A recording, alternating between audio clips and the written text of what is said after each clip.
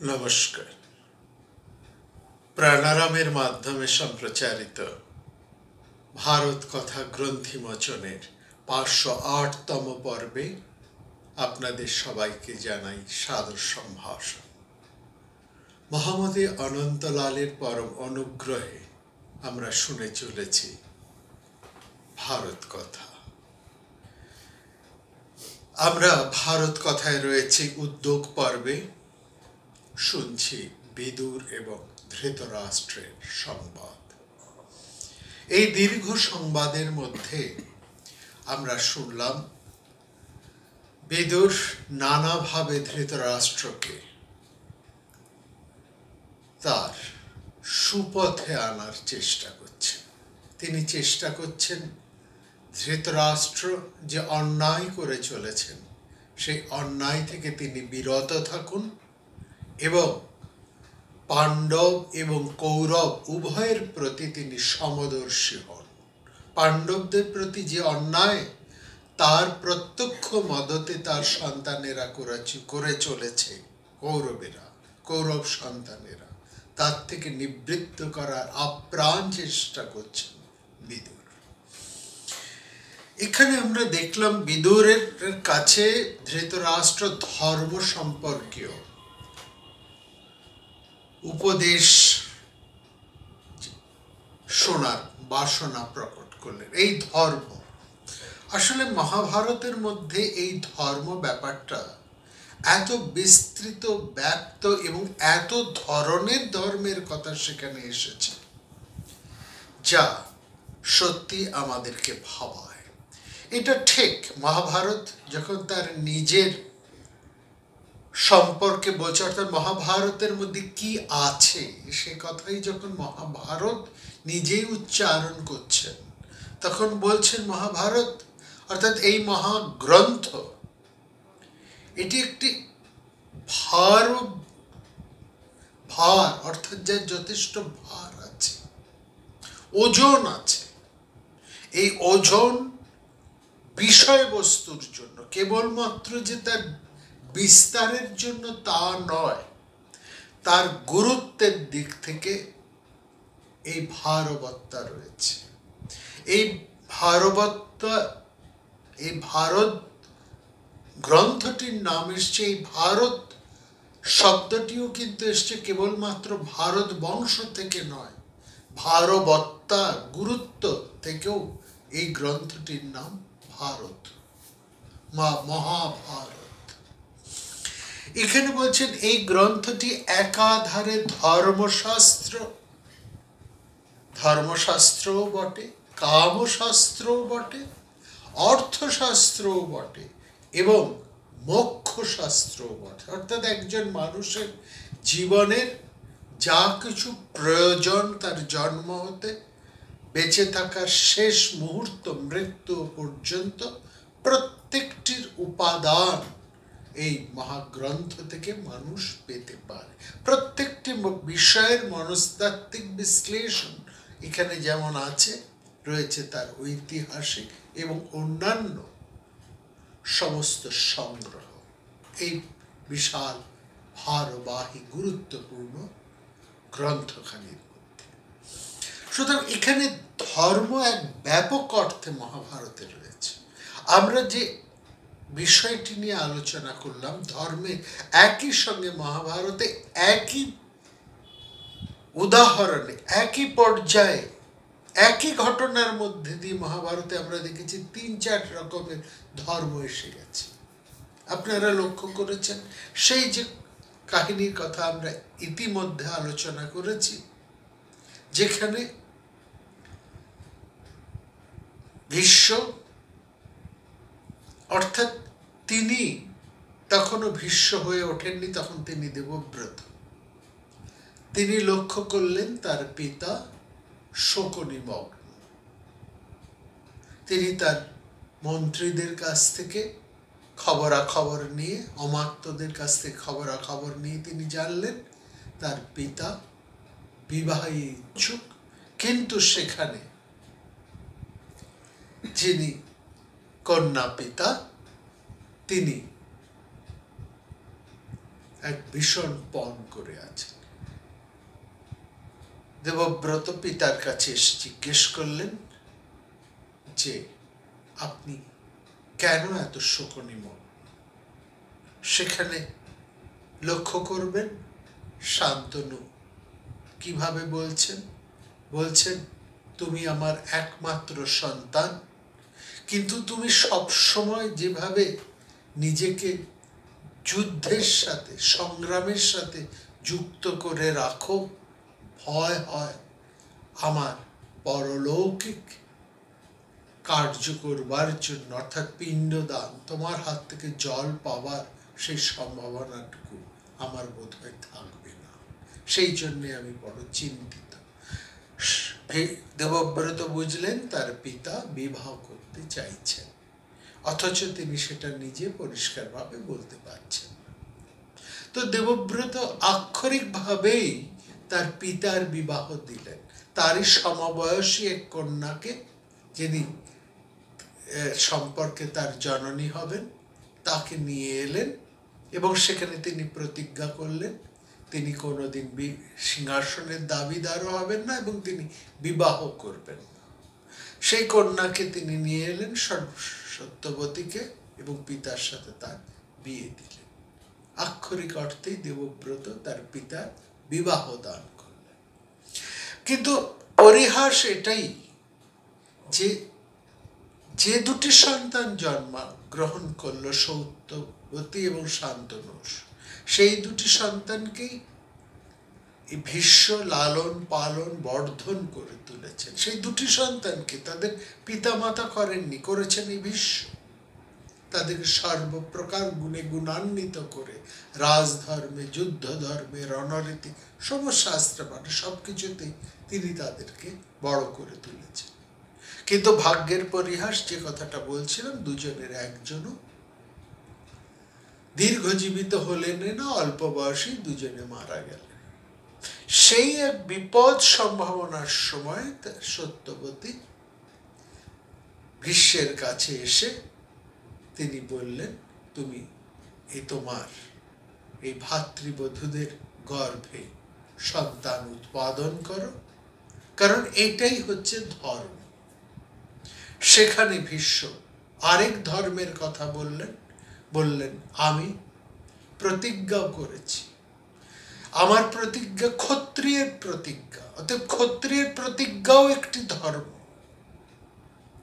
আর সেই প্রতিজ্ঞা অনুসারে যদি সূর্যের দীপ্তি ম্লান হয়, চন্দ্রের আহ্লাদক শক্তি কিরণ যদি ধূসর হয়ে যায়, অগ্নি যদি নির্বাপিত হয়ে যায়, অর্থাৎ চন্দ্র, সূর্য, অগ্নি তাদের ধর্ম থেকে চ্যুত হতে পারে, কিন্তু একজন ক্ষত্রিয় তার ধর্মচ্যুত হতে পারে। তাহলে উপায়, সেখানে ভীষ্ম আরেকটি ধর্মের কথা বললেন এই সময়, এই পরম সংকটের সময় একজন, সেকালের নিয়ম অনুসারে একজন সৎ ব্রাহ্মণের মাধ্যমে, নিয়োগ প্রথার মাধ্যমে সন্তান উৎপাদন করা সম্ভব। এবং সেইখানে আমরা দেখলাম নিয়োজিত হয়েছেন সত্যবতীর এই কানীন পুত্র ব্যাসদেব।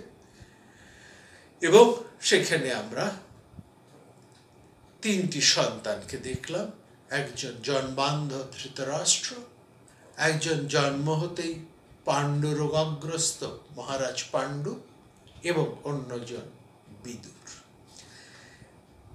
ধৃতরাষ্ট্র জন্মান্ধ বলে তিনি সিংহাসন লাভ করেননি। বিদুর ক্ষত্রজ অর্থাৎ ক্ষত্তা, তিনি দাসীপুত্র বলে তিনিও সিংহাসনের অধিকার পাননি। সিংহাসন অধিকার হলেন পাণ্ডু। কিন্তু সেখানেও ভাগ্যের পরিহাস, পাণ্ডু প্রজনন ক্ষমতাহীন বলে তিনি তার দুই পত্নীকে নিয়ে চলে গেলেন বনে। সমগ্র হস্তিনাপুরকে তিনি ন্যস্ত করে গেলেন ভীষ্ম হাতে, এবং অছি বা রূপে রইলেন দুজন, ধৃতরাষ্ট্র এবং বিদুর। সেখানে ধৃতরাষ্ট্র যেহেতু তার মধ্যে একটা রাজা হবার প্রবল বাসনা ছিল, একটা লোভ ছিল। তিনি এই সুযোগে সমগ্র হস্তিনাপুরকে গ্রাস করে ফেললেন। বিদুর সেখানে আপ্রাণ চেষ্টা করে যাচ্ছেন ন্যায়ের প্রতিষ্ঠার জন্য। এই যে ধর্মের বিভিন্ন রকমের অবস্থান আমরা কিন্তু এখানে পরপর লক্ষ্য করে যাচ্ছি। এখানে একই জায়গার মধ্যে দেখেছি সত্যবতীর কথা, এক ধর্ম, সেখান থেকে আবার দেখেছি সত্যবতী আপদ ধর্মের কথা, সেখানে দেখেছি ভীষ্মের ক্ষত্রিয় ধর্ম পালনের কথা, এবং সেই সময় সেই সংকট নিবারণের জন্য সেখানে ধর্মসঙ্গত এক ব্রাহ্মণের মাধ্যমে নিয়োগ প্রথা কথা। এবং তারপরেও আমরা দেখছি পরপর নানাভাবে মহাভারতের নানান পরিস্থিতিতে নানান ধর্মের কথা আমরা দেখছি।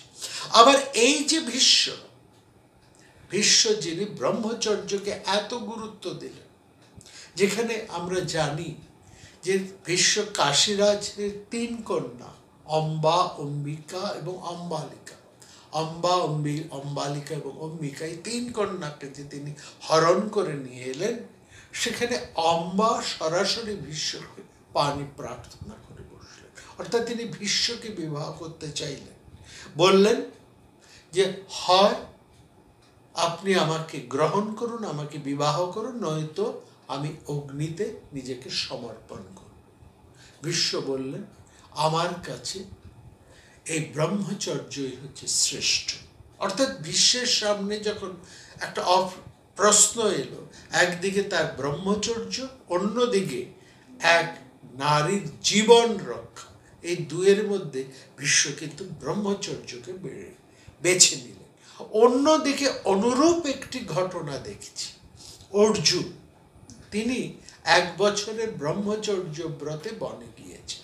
এই ঘটনাটিও আপনারা জানেন।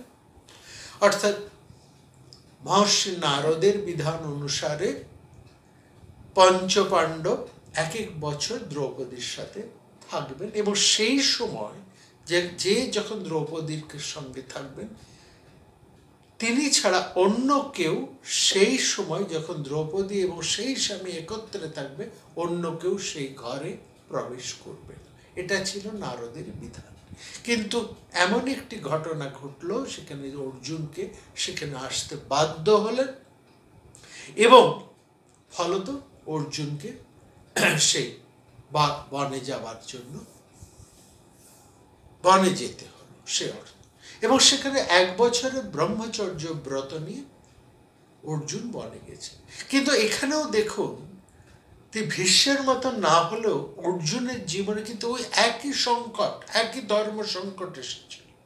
যে ধর্ম সংকট ভীষ্মের জীবনে এসেছে, একই ধর্ম সংকট অর্জুনের জীবনে এসেছে। ভীষ্মের মতন অতটা না হলেও অর্জুনের সামনে যে ধর্ম সংকটটি এসেছিল, সেটা হচ্ছে অর্জুন যখন এই ব্রহ্মচর্য ব্রত নিয়ে যাচ্ছেন, তখন লোককন্যা উলুপি, যিনি বিধবা ছিলেন, তিনি অর্জুনের কাছে এসে বললেন হয় আপনি আমাকে বিবাহ করুন, না হলে আমি অগ্নিতে প্রাণ হতে দেব। অর্থাৎ সেই একই প্রশ্ন, একটি নারীর জীবন রক্ষা না ব্রহ্মচর্য ব্রত রক্ষা। এক্ষেত্রে অর্জুন কি করলেন, তিনি ব্রহ্মচর্য ব্রত থেকে নারীর জীবন রক্ষাকে বেশি গুরুত্ব দিলেন। তিনি উলুপিকে বিবাহ করলেন, এবং অর্জুন এবং উলুপির একটি সন্তান, তার নাম ইরাবত। তো আমরা এখানে ধর্মের বিভিন্ন রকমের ব্যবহার দেখছি মহাভারতের মধ্যে। অর্থাৎ মহাভারতের মধ্যে যে ধর্ম এবং এই ধর্ম নীতি নিয়ম ইত্যাদি বহু বিষয়ের মধ্যে অন্তর্ভুক্ত। ধর্ম বলতে শৃঙ্খলা যেমন আছে, ধর্ম করতে নীতি নিয়ম, ধর্ম বলতে স্বভাব, এবং রাজধর্ম থেকে আরম্ভ করে প্রতিটি মানুষের জীবন যাপনের ধর্মটিও এই ধর্ম শব্দের অন্তর্ভুক্ত। এতটাই বিস্তৃত এবং ব্যবহৃত। এখানে ধর্ম কথাটাই যদি এত বিস্তৃত হয়, এছাড়াও তো মহাভারতের মধ্যে কামনার ধর্ম, কামশাস্ত্র রয়েছে, সেখানে অর্থের ধর্ম রয়েছে, অর্থশাস্ত্র রয়েছে, যে অর্থশাস্ত্রের গুরুত্ব মহাভারত অস্বীকার করেন না। যেখানে জীবনের কামনার কথাও কিন্তু মহাভারত অস্বীকার করেন না, এবং একই সঙ্গে মোক্ষ ধর্মের কথা, সেই সন্ন্যাস ধর্মের কথা, জ্যোতি ধর্মের কথাও কিন্তু মহাভারত সেখানে সমান গুরুত্ব দিয়েই আলোচনা করছে। তো এই ধর্মের মধ্যে যে নীতি রয়েছে, এই নীতি জিনিসটা কি রয়েছে সেটা বুঝতে হলে আমরা মহাভারতের এই বিস্তারিত অর্থটাকে আমরা আরো প্রাঞ্জল করে বুঝতে পারব। সমস্ত ধর্মেরই একটা নীতি আছে, নিয়ম আছে, অনুশাসন আছে। লক্ষ্য করুন, এই নীতির শব্দটি নীতি, নয়, ন্যায় সবই কিন্তু নি ধাতু নিষ্পন্ন। নি ধাতুর অর্থ হচ্ছে যা টেনে নিয়ে চলে, যা এগিয়ে নিয়ে চলে, সেটাই হচ্ছে নি ধাতু। এই নি ধাতু থেকে এসছে নীতি, এবং এই নীতি থেকে এসছে নয়, একই অর্থে। এবং সেই নি ধাতু থেকে এসছে নয়ন, যা আমরা দেখি বলেই তো আমরা এগিয়ে যেতে পারি। আমরা যদি না দেখতাম আমরা কি এগোতে পারতাম? আমার যে দেখতে পায় না সে আরেকজন চক্ষুষ্মান ব্যক্তির সাহায্য নিয়ে এগোতে পারে। অতএব এগোনোর জন্য কিন্তু নয়ন, ওই নি ধাতুর দরকার। এবং এই নি ধাতু থেকেও কিন্তু নেতা শব্দ এসছে। তাহলে নি হচ্ছে lead one towards a definite goal, একটা নির্দিষ্ট লক্ষ্যের দিকে টেনে নিয়ে যায়। সেটা নয়নও হতে পারে, আমাদের নীতি অনুশাসনও হতে পারে, এবং একজন নেতাও, তারও কাজ মানুষকে একটা নির্দিষ্ট লক্ষ্যের অভিমুখে টেনে নিয়ে যাওয়া বা পৌঁছে দেওয়া। তার থেকেই আসছে নেতা। এবং এই নেতা দেখুন, কৃষ্ণকে বলা হচ্ছে, যেখানে মহাভারতে কৃষ্ণ সমগ্র পাণ্ডব কুলের নেতা বলে নির্বাচিত হলেন, তখন তিনি যে পথে, যে বর্ত শব্দের অর্থ হচ্ছে পথ, যে পথে শ্রীকৃষ্ণ পাণ্ডবদেরকে টেনে নিয়ে যাচ্ছে মহাভারত, তাকেই বলা হচ্ছে কৃষ্ণ নেত, অর্থাৎ কৃষ্ণ নয়ন।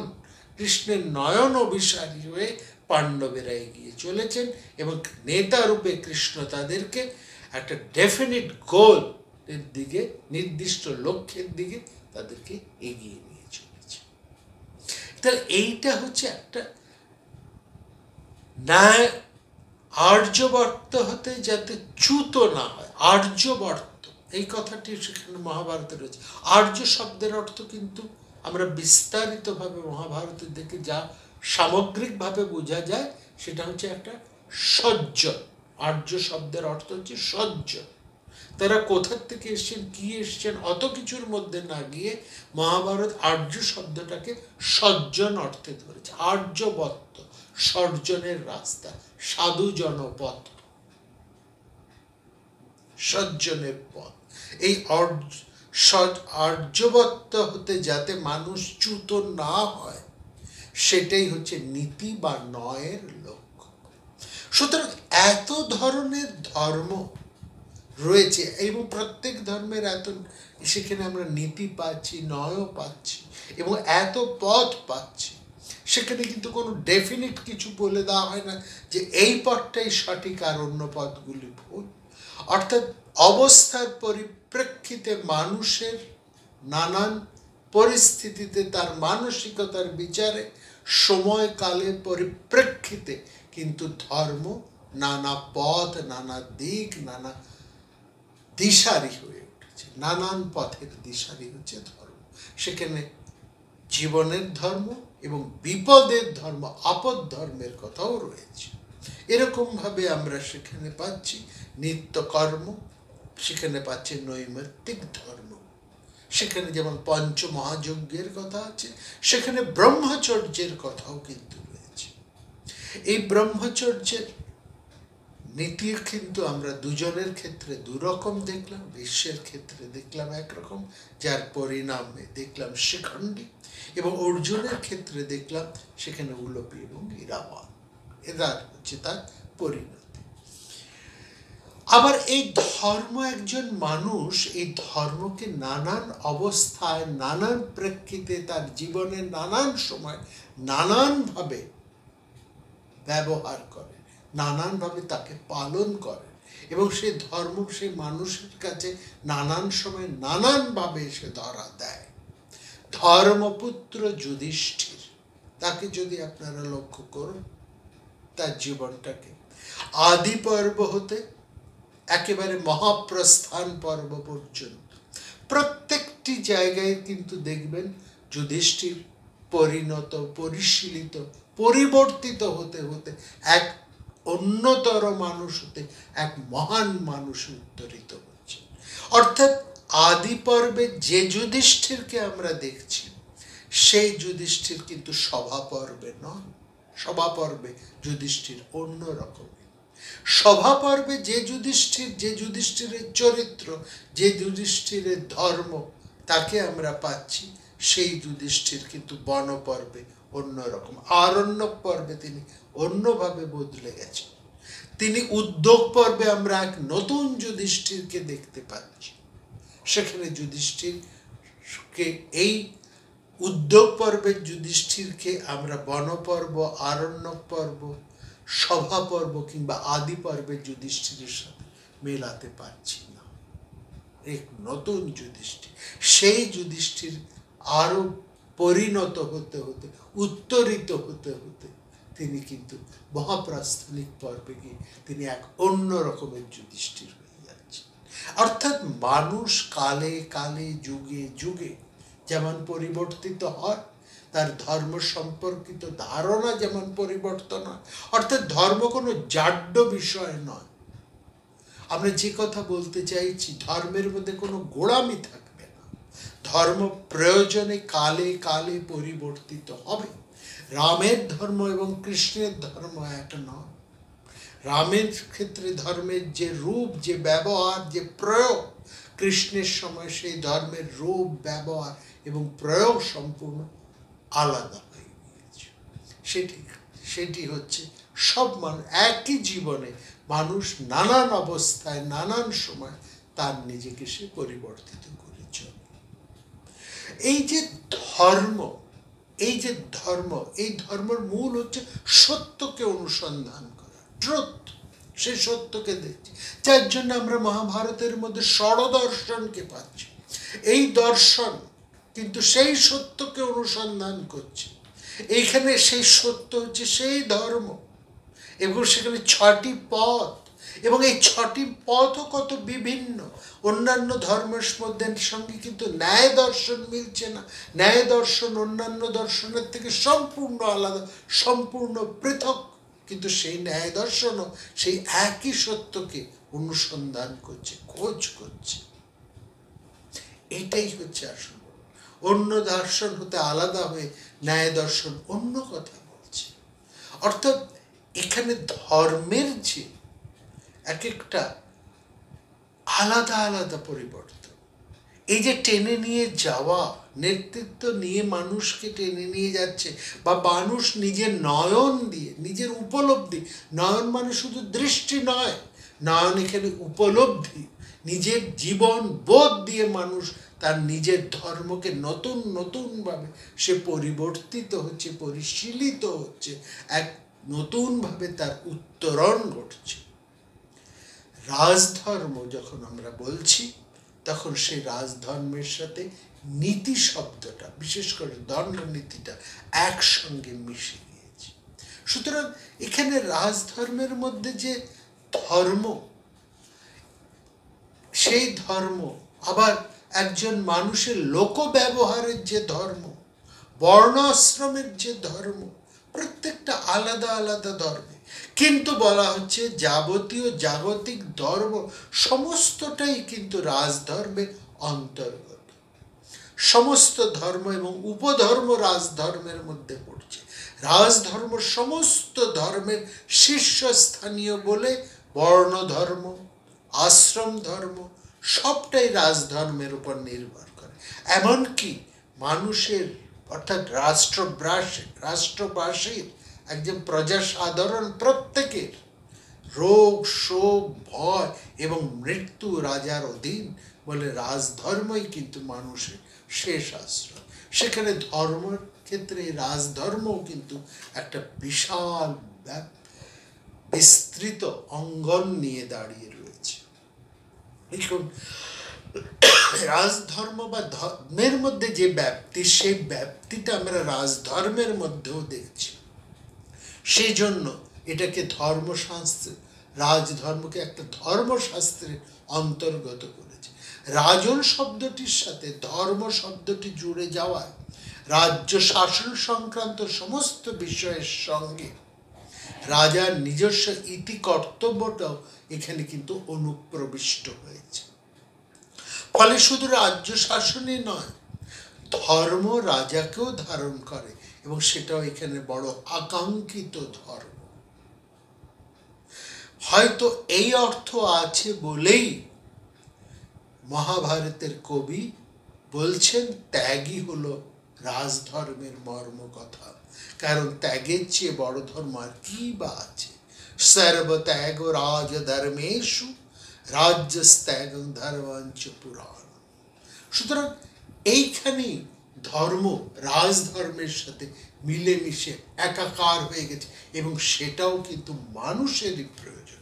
অর্থাৎ ধর্ম কখনো মানুষের প্রয়োজনকে অস্বীকার করে না।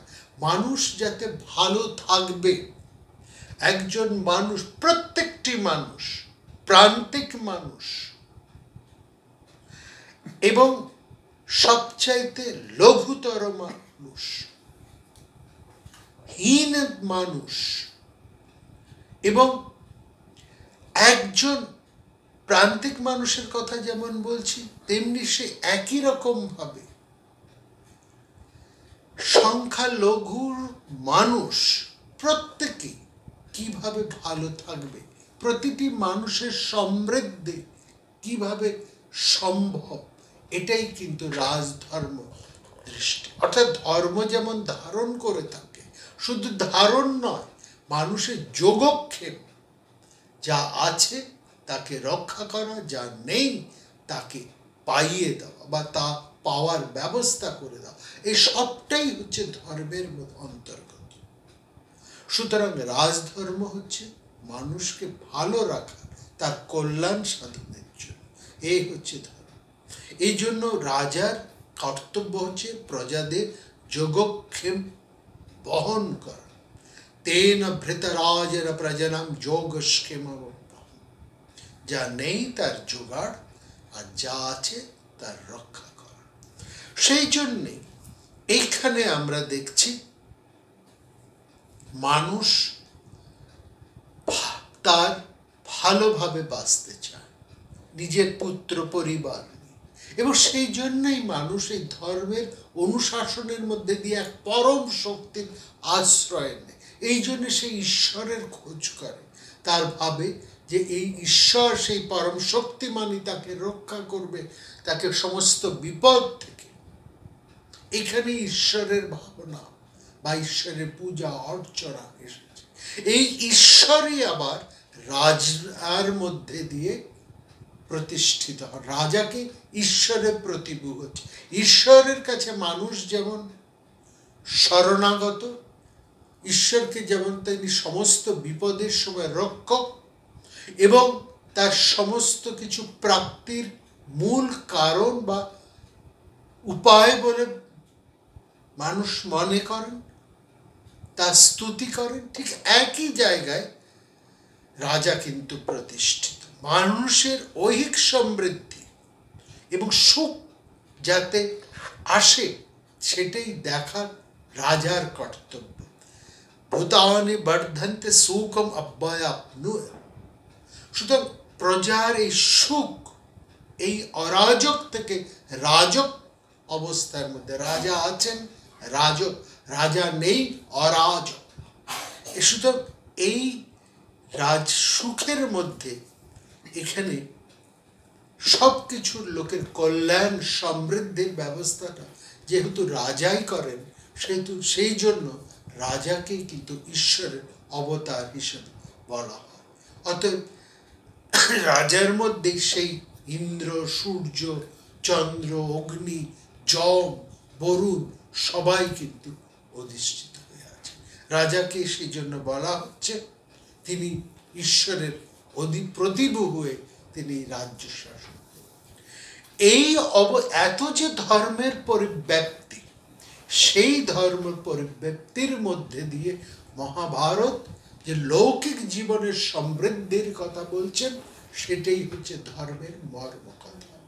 এবং এই ধর্মের মর্মকথার মধ্যে দিয়ে কেবল লৌকিক নয়, ঐহিক নয়, পারত্রিক মঙ্গলের কথা, পারত্রিক ধর্মের কথাও চিন্তা করেছে। এবং সেখানেই এসেছে মোক্ষ ধর্ম। সেই মোক্ষ ধর্মকেও কিন্তু মহাভারত সমান গুরুত্ব দিয়ে আলোচনা করেছে। মানুষের জীবনের ধর্ম, তার ভালো থাকার ধর্ম, তার কল্যাণের ধর্ম, তার সুখ সমৃদ্ধির ধর্ম, তার আপদ ধর্ম, এবং এগুলো সবকিছুই তার ঐহিক এবং তার পারত্রিক পরকাল ধর্ম বা মোক্ষ ধর্মের কথা বলা আছে। এইবার বিদুরের কাছে সেই মোক্ষ ধর্মের কথাই কিন্তু জিজ্ঞেস করছেন ধৃতরাষ্ট্র। এই মোক্ষ আলোচনা কিন্তু এই উদ্যোগ পর্বের মধ্যে রয়েছে। আমরা সেই আলোচনাতেই আসব, যা সনদ সুজাতীয় সংবাদ বলে অত্যন্ত এক গুরুত্বপূর্ণ আলোচনা রয়েছে মহাভারতে। আগামী পর্বে আমরা শুরু করব সনদ সুজাতীয় সংবাদ।